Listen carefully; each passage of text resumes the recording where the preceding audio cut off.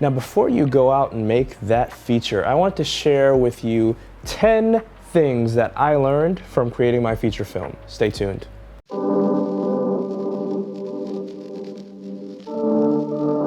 Number 1, advertise during, before, and after your production process. Please build your audience while you're filming, not just after. We become so engulfed in the filmmaking process and the process of creating the feature film that we forget the reason why we're making the film to begin with and who we're making it for, most importantly. As indie filmmakers, we aren't afforded the luxury of throwing millions and millions of dollars on our projects when it's made. So advertising and marketing is up to us and us alone. All right, so let's say Hollywood created a new $20 million budget drama that they have coming out in 2023, right?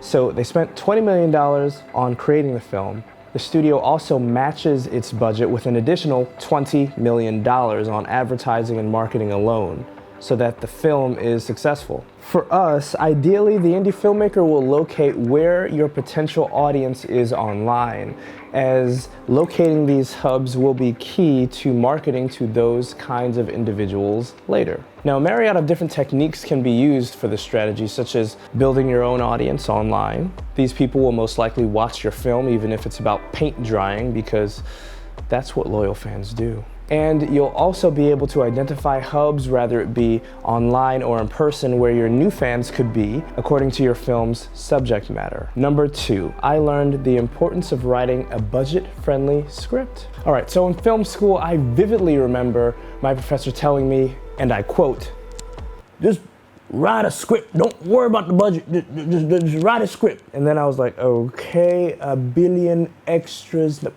trillion extras, that's more better. 1,000 explosions blowing up that helicopter.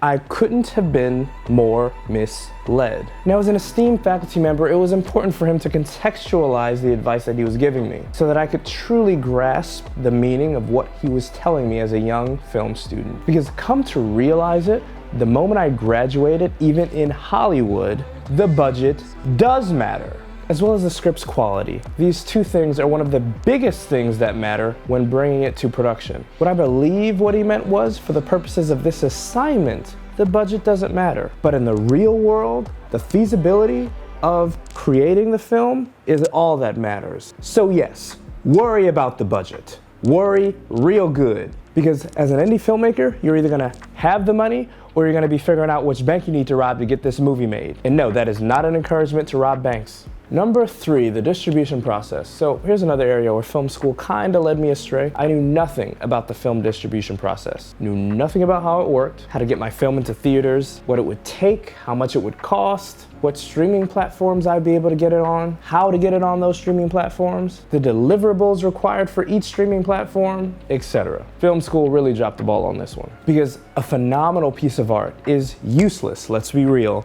unless it's in front of our ideal audience members. So for those of you who already have a finished product, please take a look at FilmHub's website. They're pretty useful. Number 4, how to market my film. Now, piggybacking off of the distribution process, there are essential marketing materials you require to get in front of your ideal customer so that you can get them interested in viewing your work.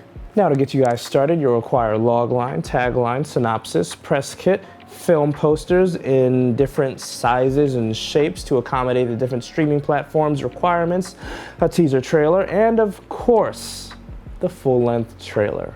Do not, I repeat, do not create your own movie poster unless you are extremely talented in the art of movie poster creation, or you are a graphic artist, gifted graphic designer at that. You want people's eyes to be in awe each and every time they look at your poster, like, ooh, I gotta see that. Looking at it as if it's an artwork unto itself. Forget the darn movie, look at that poster though. If your poster's incredible, coupled with an incredible trailer, then it will be significantly less difficult trying to get people to watch your work. Number 5, the importance of budget creation and how it affects your filmmaking career.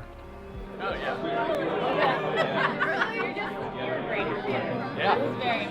Your like intense scream moment was like epic. That was cool. I loved the scream moment. I was like, Very cool. it was great. Yeah. It was really great. All right, so during one of the most exciting times of my life, during the actual premiere of my feature film, in all honesty, I couldn't really savor the moment. I was really sad. Well, because in my mind, I was thinking about how the hell am I gonna get this to happen again? How in the world am I going to do this again?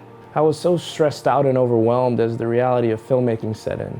It was that filmmaking is one of the most expensive professions out there, coupled with the fact that filmmakers aren't necessarily in the best financial situations. Well, I was about $100,000 in student loan debt. All I could think about was that filmmaking was this bottomless money pit. At the time, I hadn't even come close to recouping the camera's value I shot the film with. How in the world was I gonna turn this into a career if I couldn't even recoup the production's budget of this thing? If I couldn't even create any revenue?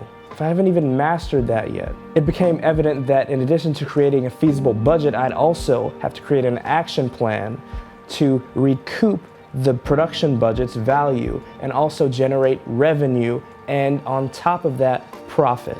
And I'd have to learn how to do this over and over and over and over again. Number 6, I also learned how important screenwriting structure was for films. All right, so this is a mistake I've got to own up to. I began writing my feature film initially as a series. Initially, there were supposed to be 5 one-hour episodes in this 5-part series, but I soon realized that my ambitions had limitations. As I began, I realized that making this 5-hour, 5-part mini-series equipped with endless VFX, endless extras, crazy set pieces, etc., within the constraints of my limited resources verged on impossible. So then I started shortening each episode to its bare bones minimum. And then I ended up with a feature-length 5-part miniseries, and that ended up being my feature. Now, since I didn't utilize feature film screenwriting structure, I realized that the pacing and the overall quality of the film suffered. Structure gives film a dynamic sense of kinetic energy that is integral to keeping audiences hooked. Now, structure naysayers may say, structure makes my film formulaic, you know that. I say, first off, calm the hell down. Second, no. It's a lack of so many other factors that makes film seem formulaic. Incredible works such as Parasite, Turning Red, Everything Everywhere All at Once, Nocturnal Animals, The Prestige, Interstellar, they all utilize incredibly solid screenwriting structure. So I encourage you to give it a try. These films gave it a chance, and so should we. Number 7, the importance of mise-en-scène in filmmaking. Mise-en-scène, excuse my French, is just a fancy way of saying the arrangement of all of the set pieces seen within the film and the overall look of the entire film, the overall look of everything in front of the camera. A catch-all phrase that contributes to the overall look of everything that is in front of the camera. I've learned how crucial it was for each and every set piece in each frame to contribute to the telling of my story. Everything the director chooses to place in front of the camera should have a singular purpose, and that is propelling the story forward. Number 8, I learned how to experiment with aspect ratio. The aspect ratio is one of those small things that aids in your cinematic look of the film. This simply refers to the relationship between the height and the width of the image frame. So you remember back in the day,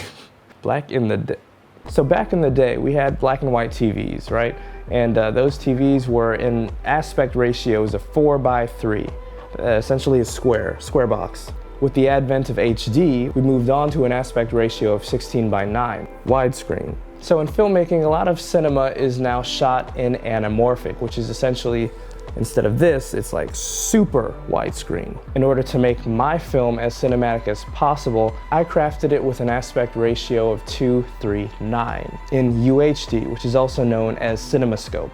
Films even switch between aspect ratios, as seen in Quentin Tarantino's works or in Trey Edward Schultz's Waves. Number 9. Camera gear required. Of course, you'll need your camera, tripod, stabilizers, and your lenses of varying focal lengths, but one thing I didn't realize was the fact that I didn't have to own any of this equipment. For the purposes of creating my feature or my short, I could have just rented it. I could rent all of the gear utilizing a fraction of the price. Additionally, depending on the kind of look that you're going for, you're going to need a specific kind of camera. Let's say you want to shoot in super slow motion, then you're going to need a camera with a high enough frame rate to accomplish that task. Simply slowing down footage in post-production does not work.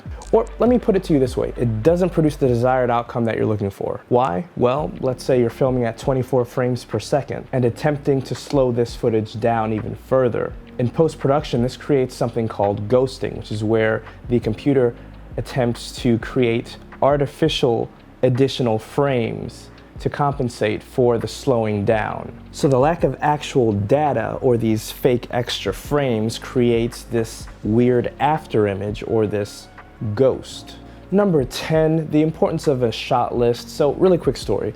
When I was in the first summer of shooting my feature-length miniseries, The Brotherhood, I did not have a comprehensive shot list. I was just like, I'm gonna run and gun this thing. Let's do it. Ended up with no usable footage whatsoever. It was a nightmare. Now, of course, this was due to a myriad of other factors, but to be honest, not having a shot list set the stage for everything else to go wrong. Not only does this tell you what shot to shoot where, but it also informs you of the window of time that you have to shoot everything in. It acts as your little schedule to help light a fire under your behind so that you can respect everyone's time. Alright guys, if you like this video, please give it a like, really helps out the channel. And if you're a new independent filmmaker who may require my assistance, then please definitely schedule a call with me below and I will chat with you to see if I can help. If you haven't seen my film, The Brotherhood, on Amazon Prime, Tubi TV, Hoopla, the Roku channel, and tons of other streaming platforms, definitely take a look. It's in the link in the description below. If you have not gotten yourself a Clover Key and you're a filmmaker, it's a bottle cap opener and a camera plate screwdriver all in one.